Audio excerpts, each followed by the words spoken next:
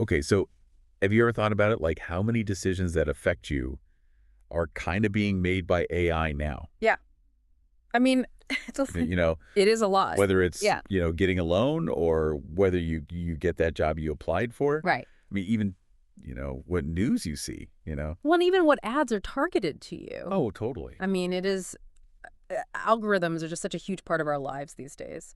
Yeah, and I think people are starting to notice and they're like, wait a minute, you know, Yeah, what's going on here? yeah, Right. how is this all working? And you've sent in some really fascinating stuff on this topic. And Mm. so today we're going to sort of unpack a really crucial area. Okay. How does the European Union's new AI Act interact with their existing data privacy rules, the GDPR? Right. And particularly, when it comes to these AI-driven decisions, Mm-hmm. the goal today is to really come away with like a clear, concise understanding of this interplay. Definitely. Yeah, I think this is, like you said, not some far off thing. This is happening now. So understanding these regulations is absolutely key to understanding our own rights and how these systems work. Totally. And the AI Act, got the green light June 2024. Yeah. Will be fully enforced by August 2026. Right. This is a significant Right. Like, piece of legislation. Really aiming to regulate AI within the EU. for sure. And, one of the central pillars is this requirement for human oversight Right. in AI systems that are considered high risk. Uh-huh. Now, you highlighted a really interesting question that comes from a paper in the Athens Journal of Law by Claudio Serra. Yeah. And basically, it's how does this mandatory human oversight under Article 14 of the AI Act Right. relate to Article 22 of the GDPR, Uh-huh. which is all about our right not to be subject to decisions based solely on automated processing. Right. So at first glance, you might think, well, if the AI Act mandates a human in the loop, Yeah. then GDPR's concerns about solely automated decisions, Right. that's not a problem anymore. That's Hannah. But as the paper points out, that's maybe not the case. Maybe not. There could be some unintended consequences for individuals' rights. Interesting. Okay, so before we get into like the AI Act approach, Okay. let's just revisit the GDPR's rules on automated decision-making. Like what does Article 22 say? Okay, so Article 22, Paragraph 1 basically says that you have a right not to be subject to decisions that are based only on automated processing. Okay. And that includes things like profiling. Right. If those decisions produce legal effects for you or significantly affect you in a similar way. Okay. And so while it's framed as your right, it's generally interpreted as a rule directed at the organization Right. that's making the decision. Yeah. It's called the data controller. Okay, so it's not like a complete ban on AI making decisions, Right. but there's a trigger point. Yeah, there's a threshold. It only applies when the decision has a significant impact Uh-huh. or legal consequences. Right. So what are some examples of decisions that would cross that line that would be subject to this rule? So Recital 71 of the GDPR actually gives some clear examples. Okay. So things like online recruitment processes that are fully automated, Okay. or the automatic refusal of credit applications. Gotcha. These are decisions that can really impact someone's life. Yeah, for sure. There are opportunities. So the GDPR says, if a decision like that is made solely by a machine, that raises some concerns. Now that phrase, solely based on automated processing, Yes. seems really key here. Very key. What kind of human involvement would be enough to mean that a decision isn't solely automated anymore Right. and therefore wouldn't fall under Article 22? So this is where the interpretation gets really interesting. Okay. The general understanding is that the human involved needs to have both the competence and the power to change the decision. Oh. So the worry is that if you just have someone who's briefly looking at what the AI decided Right. without really being able to change it, Kind of a rubber stamp approach? a rubber stamp approach, Yeah. that wouldn't really count as genuine human intervention and could undermine the GDPR. That makes sense. So a human needs to be able to actually exercise judgment, Right. not just sign off on what the algorithm spits out. Exactly. The paper also mentioned something called automation bias. Yes. What is that and how does it factor into all of this? So automation bias is basically a well-known tendency for people to over-rely on the output of automated systems, Okay.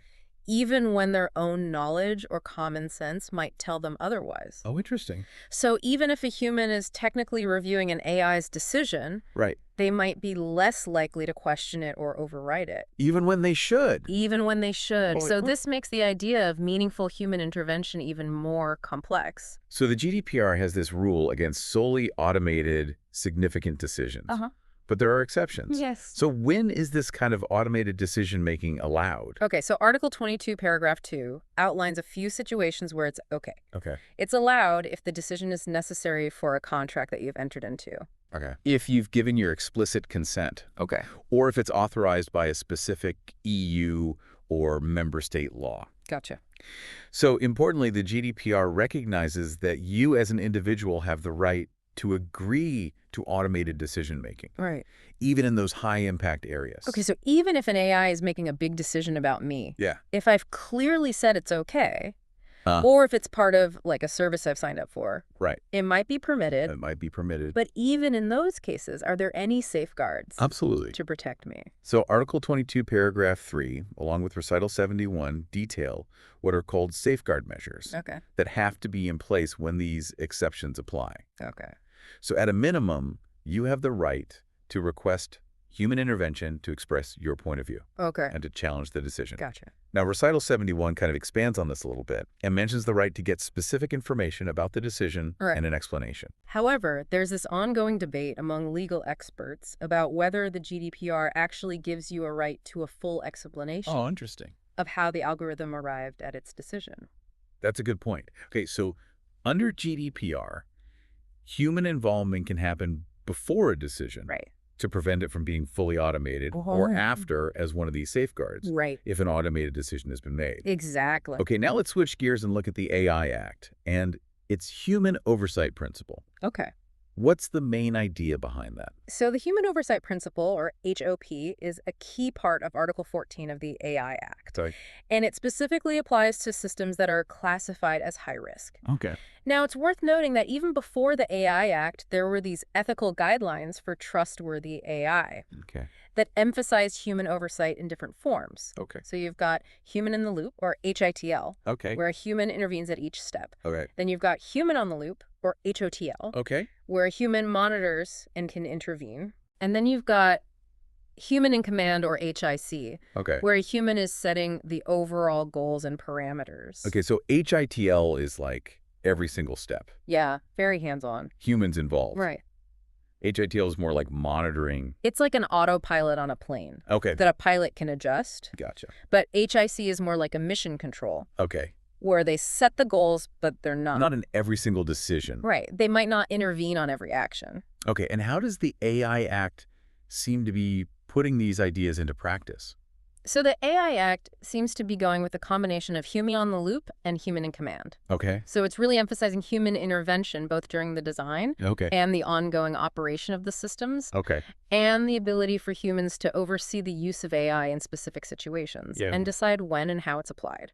So what does Article 14 require for these high-risk AI systems? Okay. Like, what does human oversight actually entail? So Article 14 says that high-risk systems have to be overseen by competent natural persons. Okay. To minimize risks to health, safety, and fundamental rights Okay.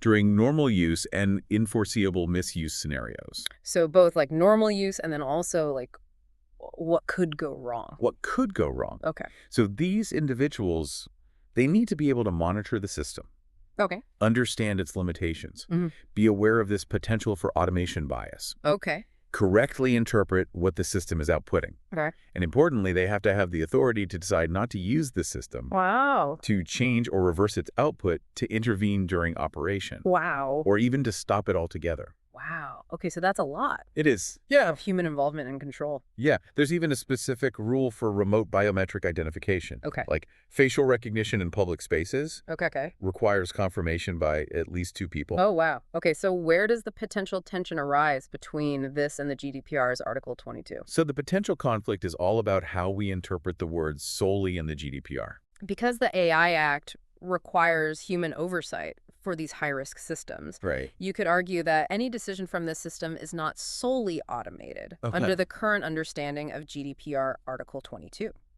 Okay, I see the logic. Yeah. If a human's always supposed to be in the loop Right. for these big decisions made by high-risk AI, then technically they might not qualify as solely automated anymore. Exactly. But the paper that you shared raises a really interesting concern. Yeah. Could this mandatory human oversight actually lead to less protection for individuals Yeah. compared to what the GDPR currently offers? Yeah. That seems backwards. That's a really critical point that the paper highlights. Okay. The argument is that while the AI Act's human oversight principle seems strong, Right. it might accidentally weaken the protections from the GDPR. Okay. Think about it this way. Under the AI Act, the human is focused on preventing risks to safety, health, and fundamental rights in general. Okay. Whereas the GDPR safeguards are more specifically focused on the rights of the individual, whose data is being processed. Right, so the GDPR safeguard measures are designed to protect the rights, freedoms, and legitimate interests of the specific person whose data is involved, Okay. which is broader than the AI Act's general focus Right. on just preventing harm. Okay. Also, the GDPR gives you the right to contest a decision made through automated means, Yep. a right that's not explicitly stated in the AI Act. Okay. And that ability to challenge a decision is really vital to making sure that your rights are protected. And what about the right to an explanation? Right. We talked about how that's debated under GDPR. Uh-huh. How does the AI Act handle that? So, ironically, the AI Act in Article 86 does include a right to explanation Okay. for decisions based on high-risk AI. Okay. But this right has some limitations. Okay. It doesn't apply to certain critical infrastructure AI, Okay. and it only kicks in if the decision could negatively impact your health, safety, or fundamental rights. Okay. The level of detail might be quite basic, and it only applies if you don't already have a right to explanation under other EU laws. Okay. So while the AI Act provides for an explanation, Okay. it doesn't have a clear right to contest. Right. Whereas the GDPR has a debated right to explanation. Right. But it does have a clear right to contest. So the core concern here is that if the human oversight principle means GDPR Article 22 no longer applies, Right.